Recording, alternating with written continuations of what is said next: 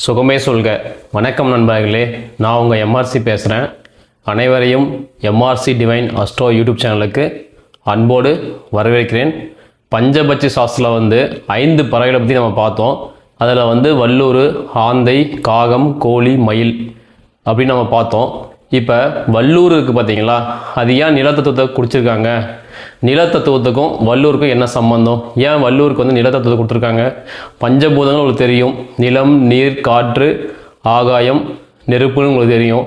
இதில் ஏன் வல்லூருக்கு பர்டிகுலராக நிலத்தத்துவத்தை கொடுத்துருக்காங்க அப்படின்னா, அது என்னதான் வானில் உயர்ந்து பறந்தாலும் அது பார்த்திங்க அப்படின்னா தன்னுடைய கூர்மையான பார்வையை பூமிக்குள்ளே செலுத்திகிட்டே இருக்குமா, அந்த இறையை தேடுறதுக்கான வேலையை செஞ்சுட்டே இருக்குமா. அதனால தான் அது நிலத்தத்துக்கு உரிய ஒரு பறவையாக பஞ்சபட்சி சாஸ்திரம் குறிப்பிட்டிருக்காங்க.